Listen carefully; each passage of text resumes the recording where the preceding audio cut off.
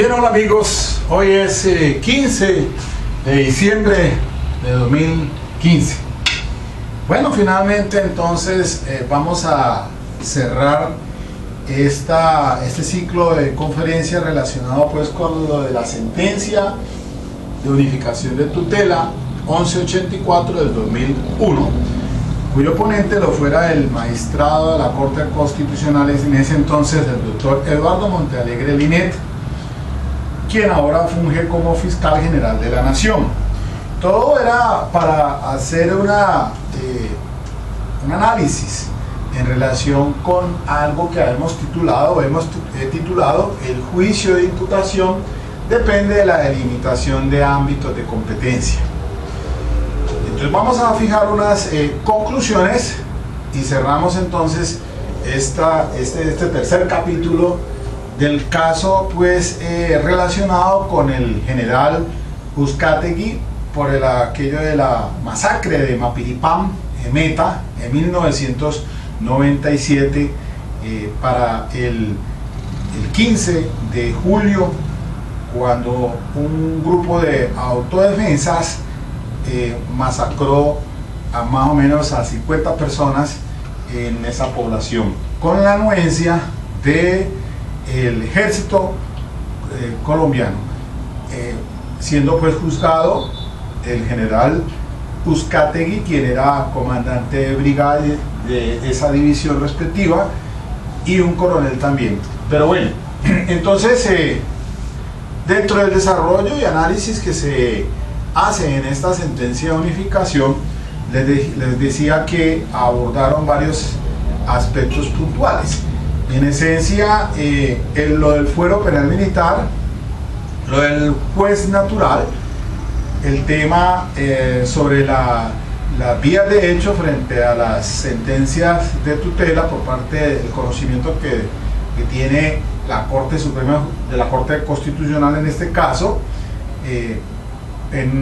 cuando se entró a dirimir ese conflicto de competencias en donde el Consejo Superior de la Judicatura determinó que para el caso del general retirado Uzcategui, el juez natural, la investigación tenía que enviarse a la justicia penal militar.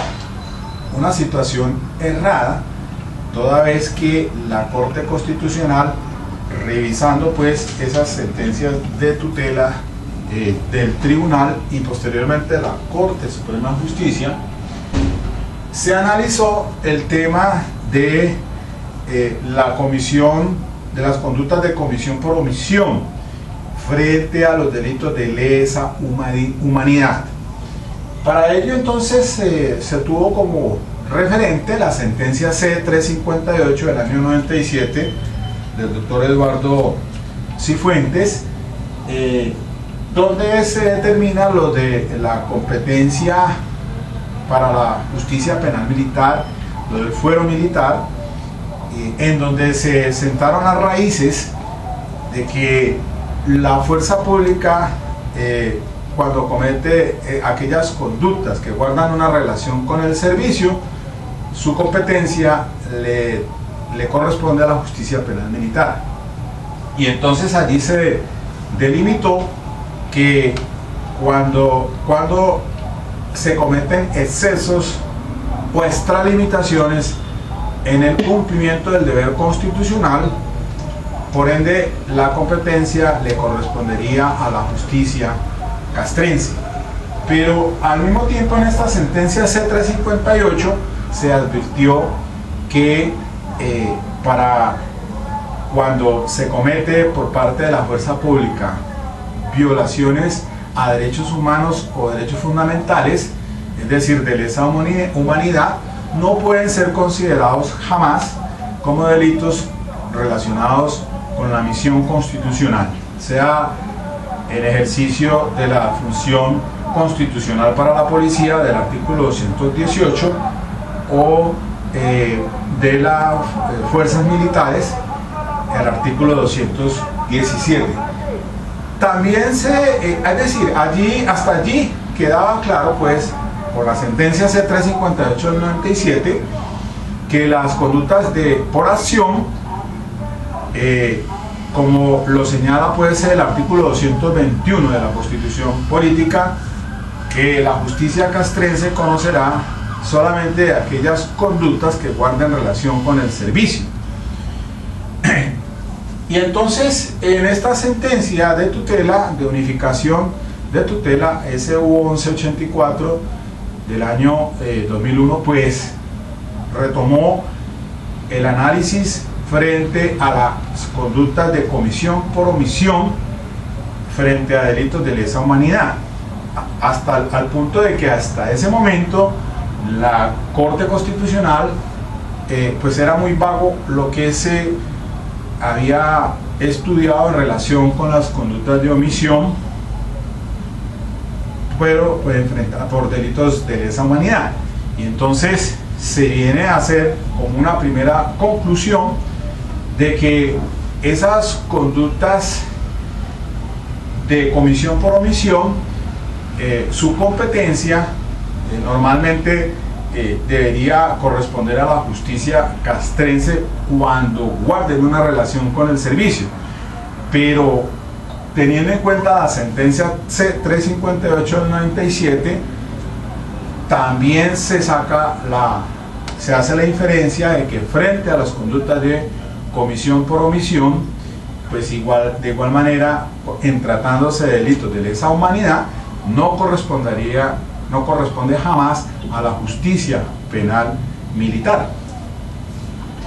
El asunto y el meollo de la discusión pues se trató fue por la investigación que se le adelantara al general Uzcategui, pero frente a esa colisión de competencias, el Consejo Superior de la Judicatura determinó que los hechos que han ocurrido en Mapiripán, teniendo pues como conducta omisiva por parte del general, guardaban una relación con el servicio y por ende entonces determina darle la competencia a la penal militar, pero la Corte Constitucional, con ponencia del doctor Montalegre, también concluye que realmente se cometió un error por parte del Consejo Superior de la Judicatura, toda vez que en principio el artículo 235 de la Constitución Política señala que los generales,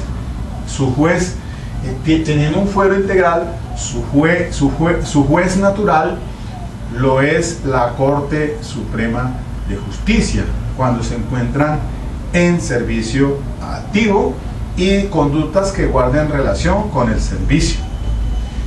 Luego entonces,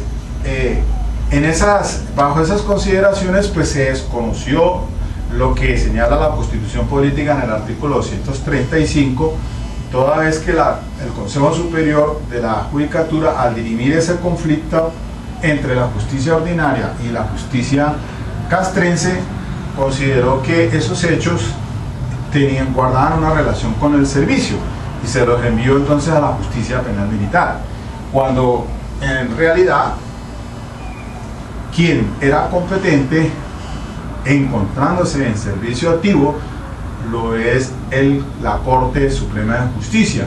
Aún ya despojado de su investidura, también la competencia bajo ese fuero integral le correspondería a la Corte Suprema de Justicia, siendo que guarden una relación con el servicio o cuando ostentaba esa función constitucional.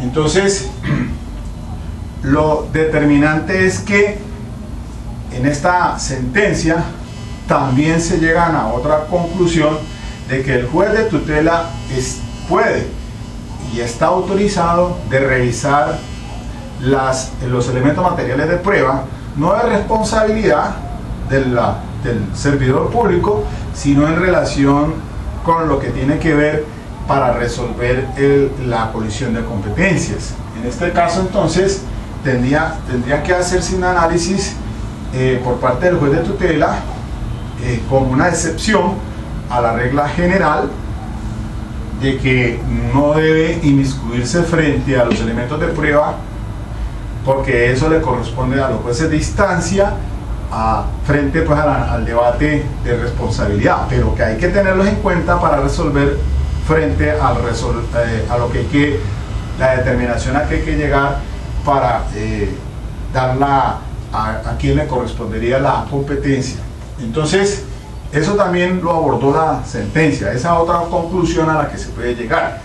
Entonces tenemos que, en esencia, existe un juez natural, que es la jurisdicción ordinaria. Tenemos también, excepcionalmente, constitucionalmente existen unas jurisdicciones especiales. Está la jurisdicción indígena, están los jueces de paz, y también pues existen otras, pero en esencia el juez natural es la justicia ordinaria, ya que para el caso de los militares, de acuerdo con el artículo 221 constitucional, de las conductas punibles que guardan relación con el servicio, le corresponde es a la justicia penal militar. Otra conclusión a que se llega es que cuando hay una extralimitación de funciones, pero que de manera cuantitativa guarden relación con el servicio, la competencia sí es de la justicia penal militar. Ya no hablo de lo general, porque el general es la excepción a este artículo 221 de que la fuerza pública, frente a las conductas punibles que guarden relación con el servicio, le correspondería a la justicia penal militar. Hago puntualidad de que respecto al general, en servicio activo o en uso de buen retiro, igual la competencia no corresponde a la penal militar, sino a la justicia, a la Corte Suprema de Justicia, porque existe ese fuero integral respecto de él. Esa es la excepción al artículo 221, pero de los demás servidores públicos de las Fuerzas Armadas, pues sí se tiene que, cuando guarden una relación con el servicio, enviarse a la justicia penal militar. Entonces, de contera tenemos que, de acuerdo con la sentencia C358 del 97, pues esas extralimitaciones cuantitativamente que guarden relación con el servicio, sea para las fuerzas militares del 217 o sea para la policía del 218 supra, pues entonces correspondería a la justicia penal militar. Pero cuando cualitativamente no guardan relación, esa extralimitación no guarda relación con el servicio, ipso facto correspondería a la justicia ordinaria. Y entonces se hace esas precisiones en esta sentencia de unificación. ¿Cuándo no correspondería a la justicia penal militar del servidor público ya en general? Cuando se cometen delitos que violan derechos fundamentales de lesa humanidad, sea por acción o sea por omisión, la competencia cae en la justicia ordinaria. Otro punto, si el servidor público desde a inicio o desde un comienzo lleva un pensamiento desviado a cometer un delito que no guarda relación con el servicio, tampoco corresponde a la justicia penal militar.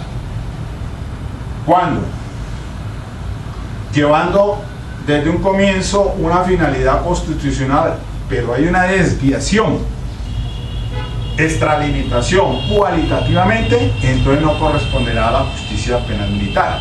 Si en un allanamiento que se haga bajo una orden de autoridad competente hay una desviación funcional constitucional, como la de violación, como de un delito sexual, pues entonces tampoco eso sería cualitativamente, no correspondería a la justicia penal militar, sino a la ordinaria. En una captura de una persona, si se extralimita la función cuantitativamente porque hay un abuso de poder para la imposición de las esposas, por ejemplo, pero en cumplimiento de un mandato constitucional, decimos que cuantitativamente correspondería, por lo tanto, a la justicia penal militar y no a la justicia ordinaria. Entonces se hacen y se llevan a esas conclusiones para considerar entonces en qué eventualidad pues entonces no es del resorte de la justicia castrense. Entonces, en primer lugar, concluye, General de la República, de acuerdo con el 235, es un fuero integral, por ende la competencia es de la Corte Suprema de Justicia.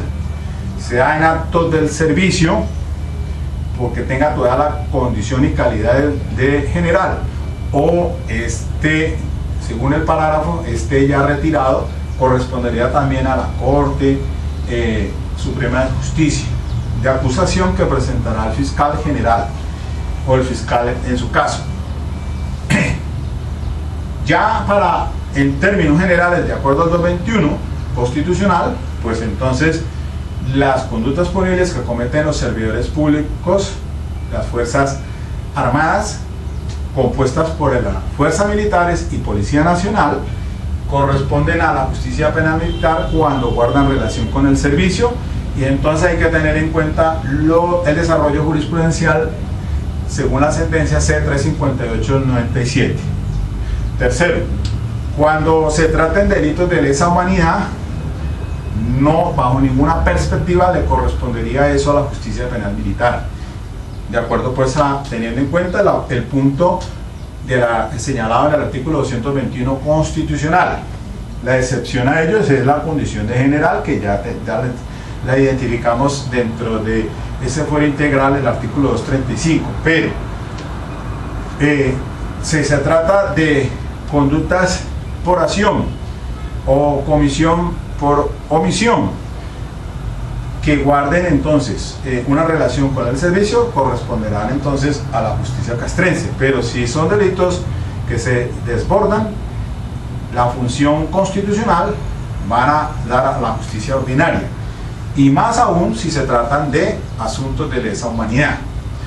Otro punto entonces, para ir ya cerrando el tema: cuando se estudia en esta sentencia la comisión por omisión, se concluye teniendo en cuenta pues en teoría del delito, la orientación funcionalista o normativista, que, y más que todo por los estudios realizados en normática penal por Gunther Jacobs, y ahora entonces analizados por funcionarios de alto rango, como por ejemplo el doctor Eduardo Montealegre Linet y el doctor Yesid Reyes Alvarado, hijo de el doctor Alfonso Reyes, quien falleciera en el holocausto del Palacio de Justicia.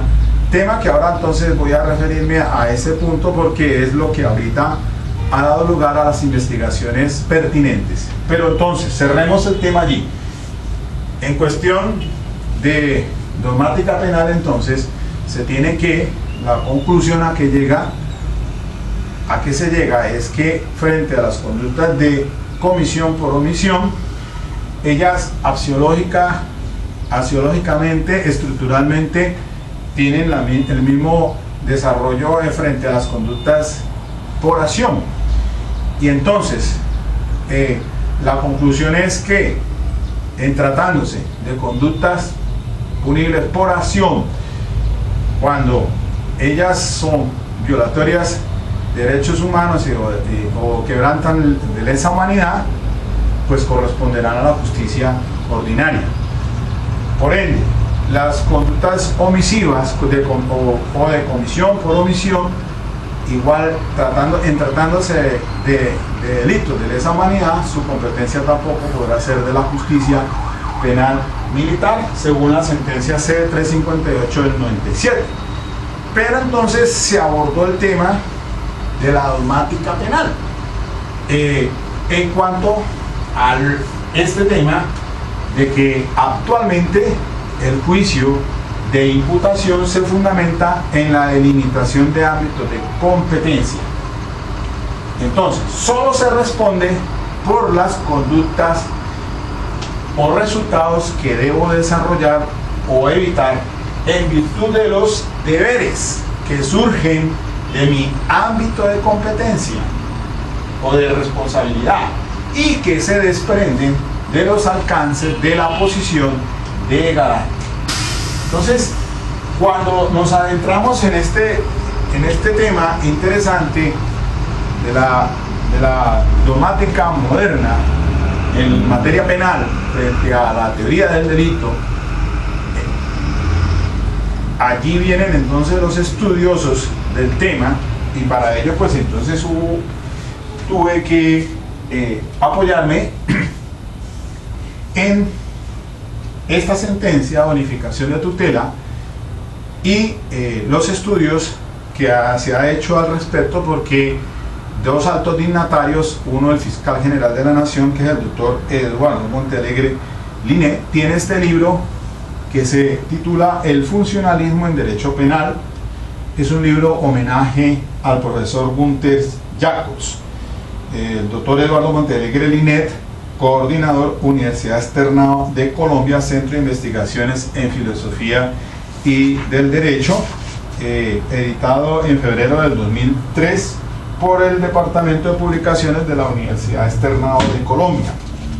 De igual manera, dentro de mi material tengo una revista que es la número 4 de Justicia Penal Militar de julio del 2003, exactamente en un artículo escrito por el doctor Eduardo Montealegre Linet, quien para ese entonces pues era magistrado de la Corte Constitucional. Tengan en cuenta que esta documentación, ¿a qué me refiero? Es del 2003, la providencia sale en el 2001, es decir, aún todavía ostentaba su condición o su calidad de magistrado de la Corte Constitucional el doctor Eduardo Montealegre Linet. De igual manera, dentro de esos estudios, en estos se tiene el libro de imputación objetiva del doctor Reyes Alvarado, Yesid, por la editorial Temis. Y esta obra, más antigua que la que les acabo de presentar del doctor Eduardo Montealegre Linet. Lo que quiero significar y la importancia que tiene el tema para también tomar otra conclusión es lo que está sucediendo actualmente. Entonces, les decía, con relación a las investigaciones que se vienen adelantando sobre el asunto del holocausto del Palacio de Justicia. Pues bien, el caso de Mapiripán es un caso que por el cual salió sancionado el Estado colombiano por la Corte Interamericana de Derechos Humanos.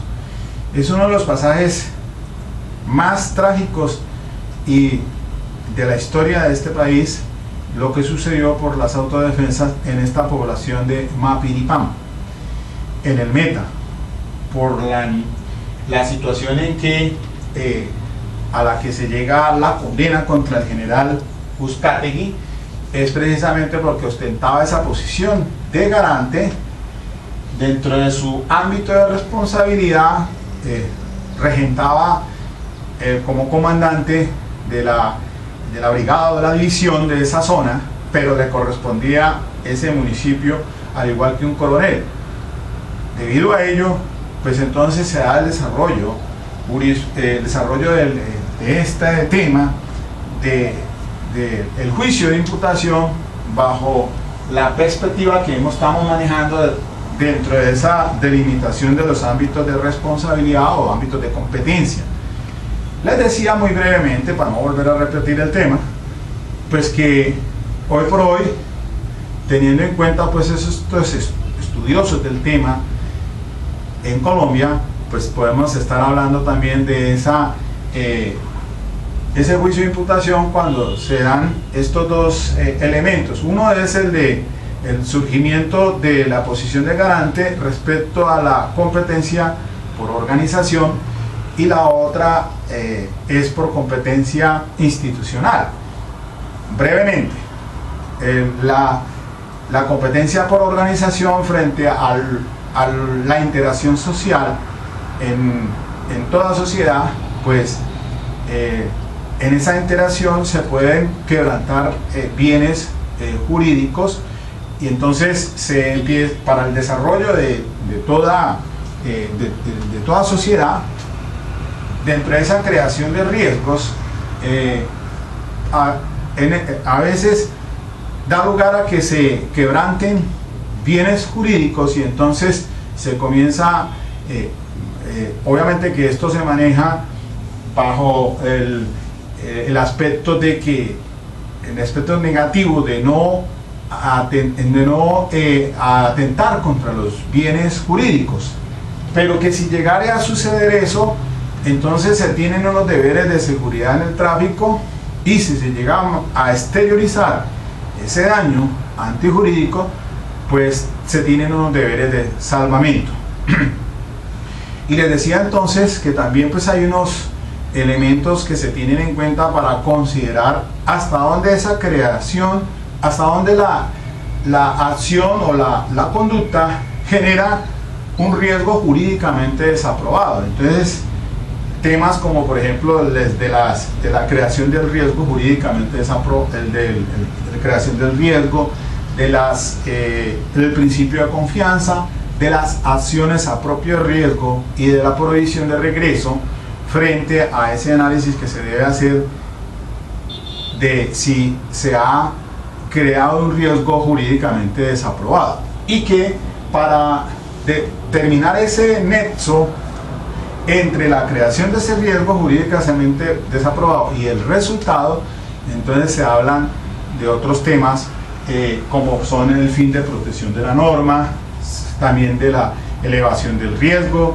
también de la responsabilidad de la víctima, en fin, temas que han sido ya ampliamente desarrollados, pero que darían lugar a otra conferencia para adentrarnos en este tema tan interesante frente a esa creación de ese riesgo jurídicamente desaprobado y la concreción en el resultado. Alguien me decía a mí, pero es que el código, porque les dije yo que muy brevemente pues se estaba en teoría del delito, habíamos pasado habíamos superado temas como el de la causalidad, el de la evitabilidad y el del dolo. Pues obviamente que frente a esta imputación objetiva pues también se da tipicidad, antijuricidad y culpabilidad, sino que frente a lo que hemos conocido como teoría del delito, siempre ha sido un problema el tema de la causalidad.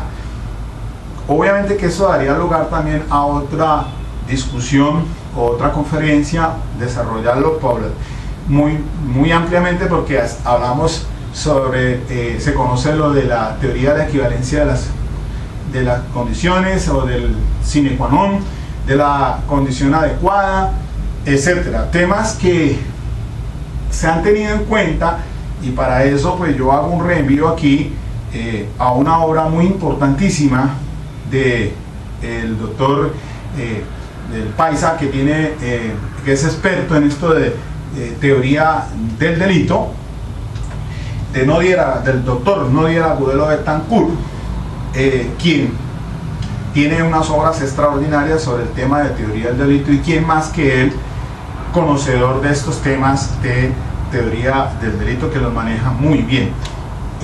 Pues sencillamente lo que quería era puntualizar que pues cuando el artículo 9 del Código Penal actual, la ley 599 del 2000, pues aborda el tema de que la causalidad por sí sola no basta para la imputación jurídica del resultado.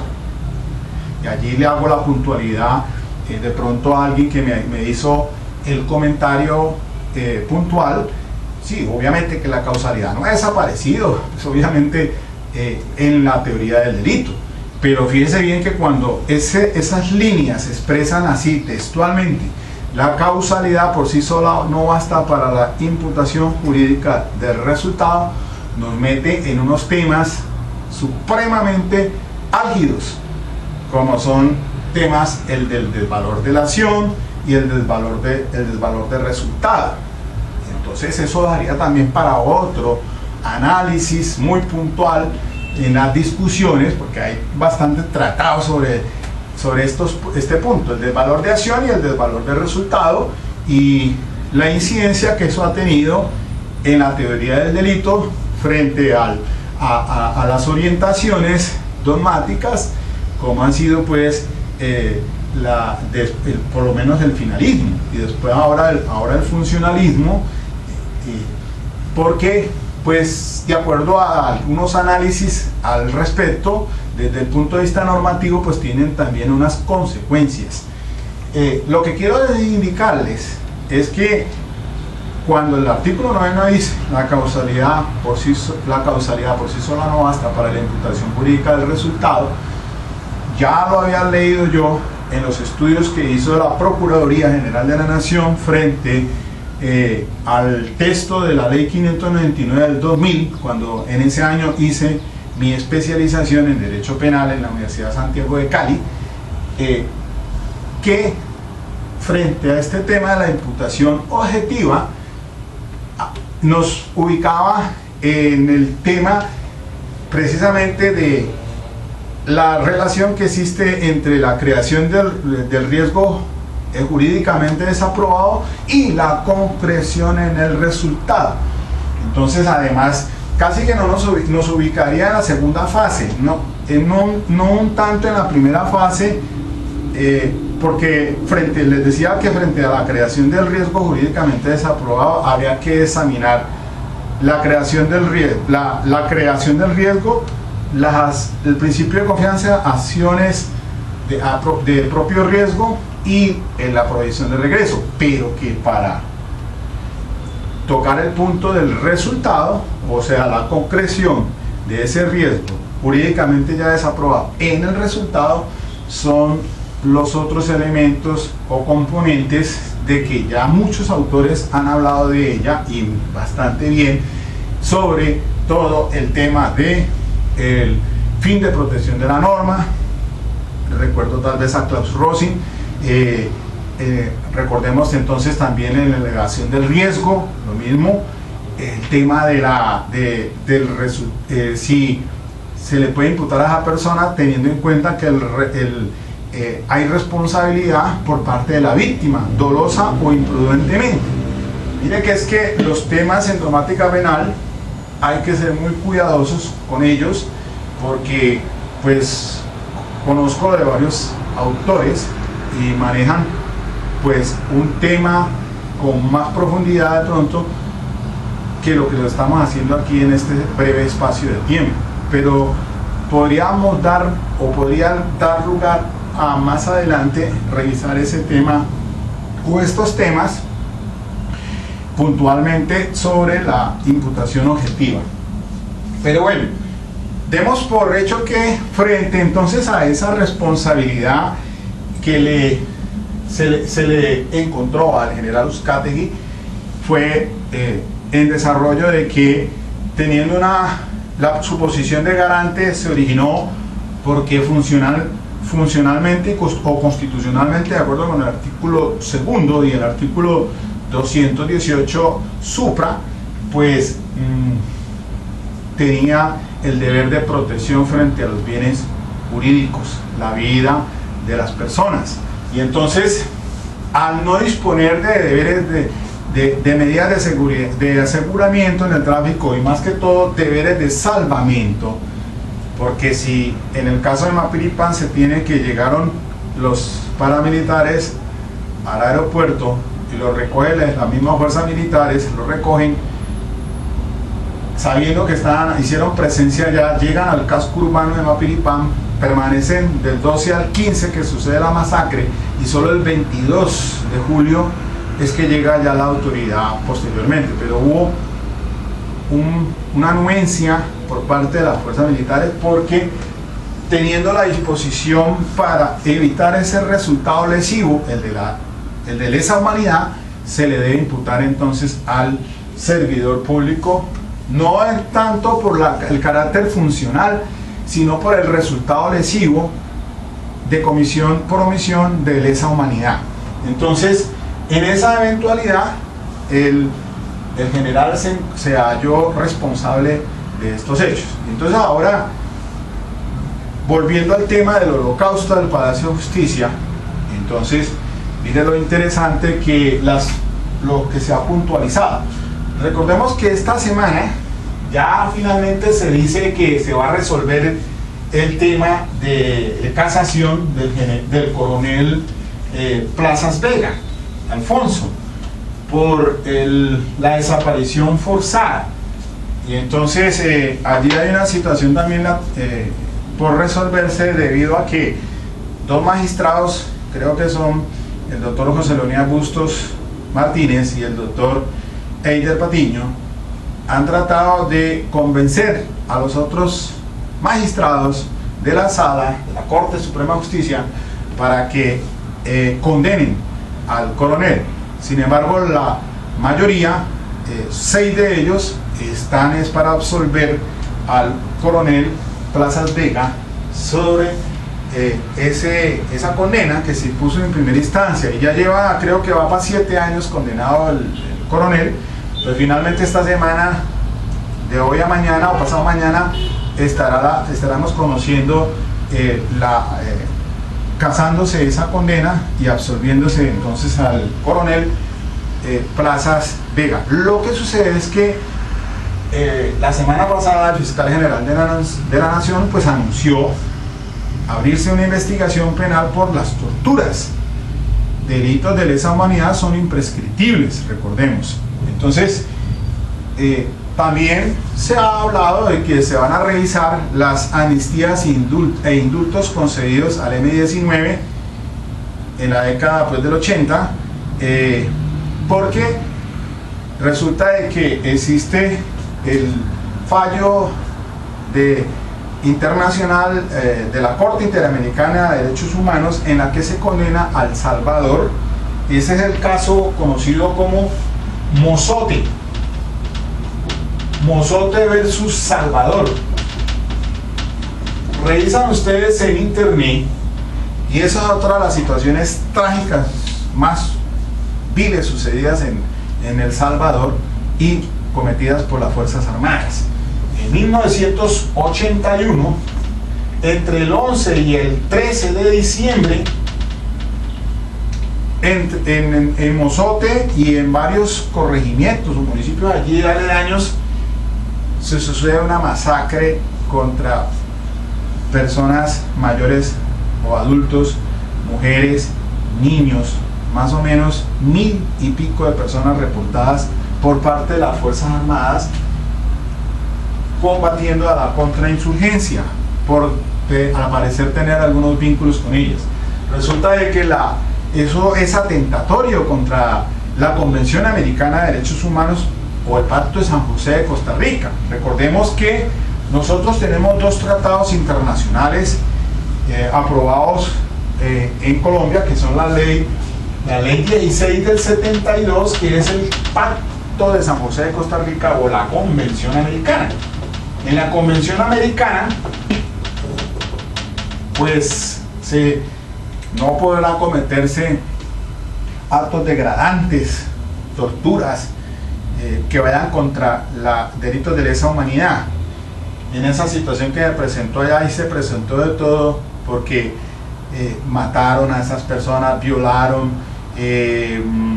desaparecieron, mataron animales, se entraron a las viviendas, destruyeron, etc. Sí, eso fue lo más atroz que hubo allí. Fue sancionado entonces por la Corte Interamericana de Derechos, pero la cuestión es que se está diciendo por el fiscal general de la Nación que esas amnistías e indultos que le concedieron en el caso pues del Salvador, por ser delitos de lesa humanidad, contravenían ¿qué? Pues contravenían las normas sobre la Corte Interamericana de Derechos Humanos, que son la Convención Americana y la Ley 74 del 68, que es el Pacto Internacional de Derechos Civiles y Políticos, el Pacto Internacional de Derechos Civiles. 2 tratados internacionales ratificados por Colombia que están vigentes. Tenemos todavía esos 2 tratados aquí, incluso aún antes de entrar en vigencia la Constitución Política del 91, es decir, cuando estaba vigente la Constitución Política de 1886. Estas 2 convenciones americanas pues son el referente de la Comisión Interamericana de Derechos Humanos para sancionar entonces al al país de Salvador por el asunto de Mozote y otros corregimientos por esa masacre. Igualmente sucedió entonces con el asunto del caso de Mapiripán. Acá por lo menos no fueron 1000, pero fueron 50 personas más o menos, 49 es lo que citan, asesinados, mutilados y arrojados al río Guaviare.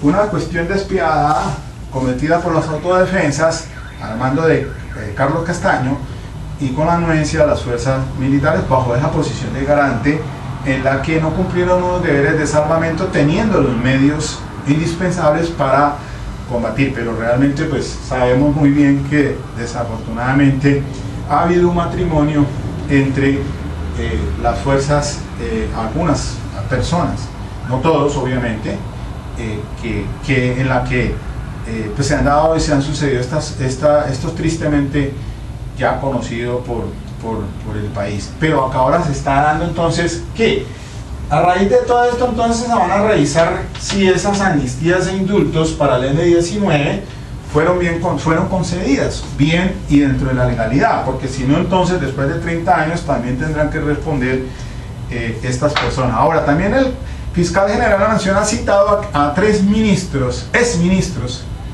a Noemí Sanín, a Jaime Castro, a Enrique Parejo, todos del gabinete de Belisario Betancur. Por lo menos Belisario Betancur ha pedido perdón y se lo hizo públicamente en la Universidad de Ibagué, de la cual el decano creo que es el mismo hermano del doctor Yacir Reyes Alvarado, que es el doctor Yacir Reyes Alvarado, hijo del doctor Yacir Reyes, del doctor Alfonso Reyes Echandía.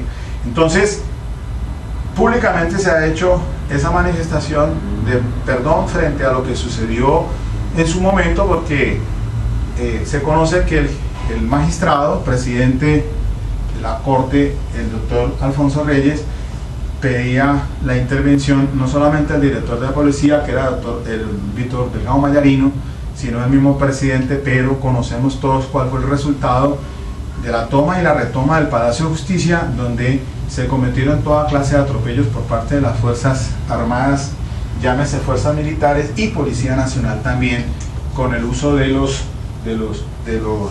tanques, en la que pues resultaron también casi un centenar de personas fallecidos, entre civiles y magistrados y personal de empleados de la rama, al igual que desaparecidos también, que ahora se han hallado en fosas comunes y entonces están apareciendo allí los resultados de eso. Luego entonces, no solamente a Plazas y al general Arias Cabrales se les ha encontrado responsables, sino que ahora se abren investigaciones penales por delitos de lesa humanidad, sea por acción o por omisión, porque entonces tenemos que a Plaza lo están llamando ahora por las torturas infligidas a una persona que salió con vida de esa toma del Palacio de Justicia.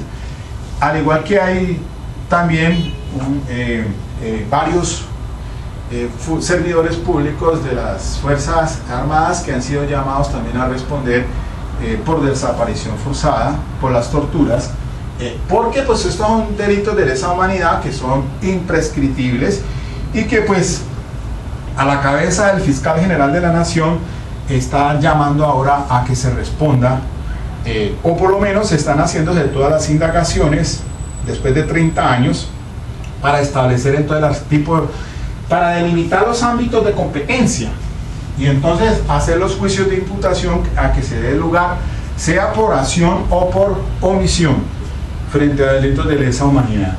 Y esa es la importancia entonces a que yo llego después de este análisis riguroso frente a esta sentencia de unificación de tutela 1184 del 2001, de la que fuera entonces ponente el doctor Eduardo Montealegre Liné, hoy fiscal general de la Nación. Lo mismo entonces entendible del ministro de Justicia y del Derecho, el doctor Yacir Reyes Alvarado, quien obviamente al margen de cualquier situación por ser hijo ser víctima del Palacio de Justicia, entre otros muchos prestantes magistrados que fallecieron allí. Entonces queremos que a la luz de la verdad, justicia y reparación y no repetición se den las respuestas a tantos interrogantes que se suscitaron alrededor de este asunto del holocausto del Palacio de Justicia. Bueno, eso es entonces para concluir básicamente este tema pues, de la sentencia de unificación de tutela. ¿Qué más les puedo decir en relación con este tema? Yo creo que aquí podemos darle punto final a esto. Bueno, hoy es 15 ya de diciembre.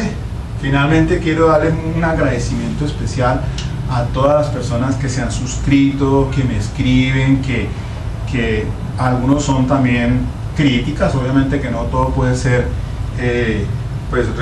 reconocimiento, sino también hay personas muy estudiosas, abogados que escuchan el video y pues me pueden decir a mí si efectivamente en tal parte se equivoca o una imprecisión, etc. Errar es humano, y yo siempre digo pues que el único hombre que no se equivoca es el que no hace nada. Yo por lo menos he venido desde el año pasado haciendo esto. Lo único que trato es de hacer algo académico, porque ni siquiera soy youtubers o con fines económicos, como existen muchos actualmente por estas redes sociales. Ustedes saben muy bien a qué me refiero. No, esto simplemente lo hago porque me gusta, porque es mi pasión. Como decía decía Facundo Cabral, el que ama lo que hace está eternamente condenado al éxito. Es así, ¿verdad? Y yo cumplo con mis obligaciones y doy un poco más de ellas, así no esté recibiendo ninguna fin económico. Simplemente quiero es difundir un pensamiento. Sé que estos son unos medios apropiados si son bien utilizados.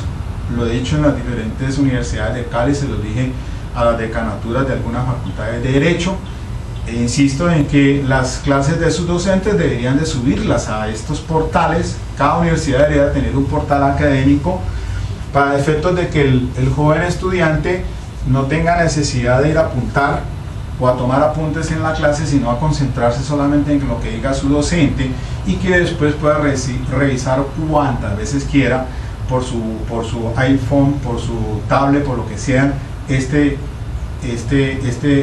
la clase que ha escuchado, para que pueda entonces aprender un poco más. Es con esa finalidad. Pues bien, ya para cerrar entonces este punto, quiero desearles a ustedes una feliz Navidad. De pronto, pues no sé si me alcance antes del 24 a hacer otro video, pero si no es así, quiero desearles una feliz Navidad. Todavía no me despido fin de año. Yo creo que alcanzo a sacar otro tema, y no solamente es temática penal o pues temas como el que estoy puntualmente haciendo, sino que socializando un caso en la barra de la Defensoría Pública, a la cual pertenezco aquí en Cali, Colombia, pues leí una sentencia que recientemente, y me parece un tema muy importante que lo analicemos, y voy a decirles cuál es, para que ustedes vayan revisando este tema en su casa con tiempo. Entonces, vamos a revisar, voy a poner aquí, revisar la sentencia de casación penal, ¿no? Esta es de casación penal, Corte Suprema de Justicia, dentro del radicado 46153. Esta es del 30 de septiembre de este año, 2015, y la magistrada ponente es la doctora Patricia Salazar Cuellar, perdón. Esto tiene que ver fundamentalmente con la audiencia preparatoria. Óigase bien, porque es que ya es procedimiento penal. Audiencia preparatoria. Entonces, vamos a revisar otra vez este asunto. Audiencia preparatoria. ¿Y cuáles van a ser los temas? Entonces les voy a poner aquí. Primero, voy a revisar aquí este tema de los conceptos. Voy a colocar, son los ítems que están en la misma sentencia analizados por la Corte Suprema de Justicia. Entonces, lo que se estudió, los conceptos de pertinencia, conducencia y utilidad. Entonces, vamos a revisar eso. ¿Qué? Otra vez ese punto. La obligación de explicar de manera sucinta y clara la pertinencia. Entonces, la obligación de explicar, así sea de manera sucinta, dice aquí, de explicar de manera sucinta y clara la pertinencia. Oiga bien, la pertinencia. Tercero, los criterios para establecer cuándo una declaración anterior al juicio oral constituye prueba de referencia. Mire el tema, los criterios. Entonces, pongamos criterios para establecer cuando una declaración, cuando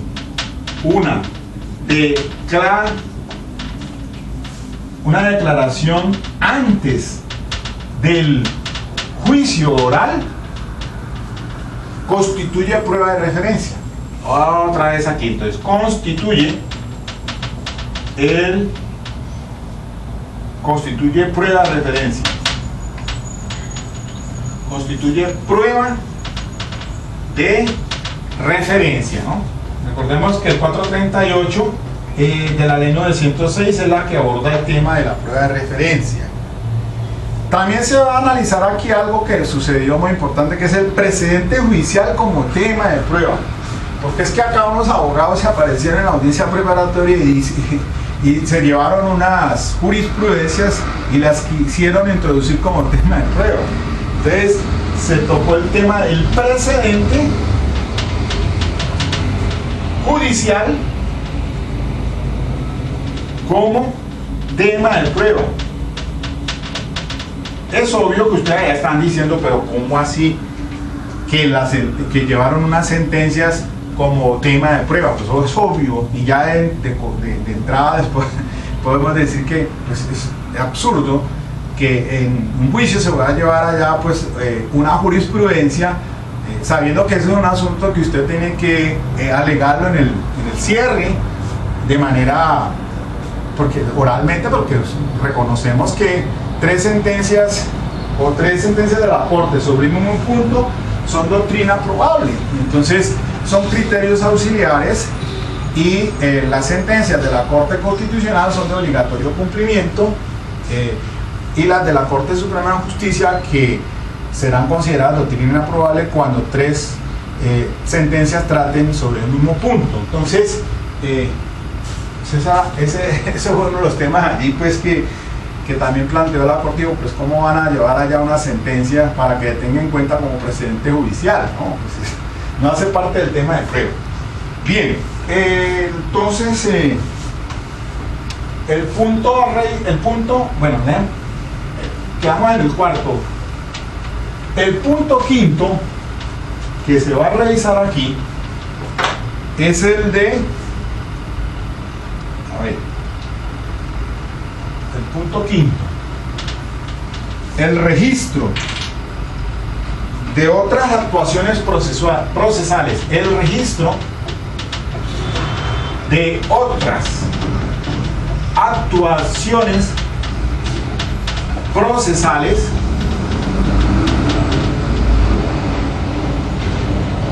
como tema de prueba, póngale cuidado, como tema de prueba y como medio de prueba y como medio. Una cosa es tema de prueba y otra cosa es medio de prueba. Tema interesante también. Otro sexto punto que es el de la estructura de la audiencia preparatoria, la estructura. Ya hay varias sentencias de la Corte Suprema que manejan este tema puntual de la estructura de la audiencia preparatoria. De hecho, tengo varios videos que tratan pues el tema de la audiencia preparatoria, el desarrollo de acuerdo con los artículos que se refieren a la audiencia preparatoria, lo que se va dando paso a paso. Entonces, la estructura de la audiencia preparatoria y obligación de imprimir, oiga bien, y obligación de imprimir celeridad. Celeridad. Imprimirle entonces celeridad al trámite. Y por último punto, el séptimo, la Corte va a revisar lo del descubrimiento probatorio, revisó aquí, y el testigo de acreditación. Entonces, descubrimiento probatorio y los testigos de acreditación, vamos, testigo de acreditación. Bien, esos serán entonces los temas que vamos a revisar en conferencia posteriormente. Quería entonces avanzarles este tema, dejarlos allí para que revisen la radicación 46153 de ahorita de septiembre 30 del 2015, con ponencia de la magistrada Patricia Salazar Cuellar sobre el tema de la audiencia preparatoria en general. Bueno, creo que por cuestión de tiempo ya dejamos aquí, cerramos este capítulo. Recuerden, les deseo una feliz Navidad. Descansen, disfruten. Ya salimos los juzgados, algunos cierran mañana, pasado mañana. Entonces, descansen, disfruten con su familia. Les deseo otra vez una feliz Navidad. Vénganse a Cali. Está con los brazos abiertos la Feria de Cali a partir del 25 al 30 de diciembre. Es una de las ferias mejores a nivel de Sudamérica. No es porque sea mi ciudad, pero aquí nosotros los caleños los esperamos con los brazos abiertos. ¿Okay? Hasta luego, hasta pronto.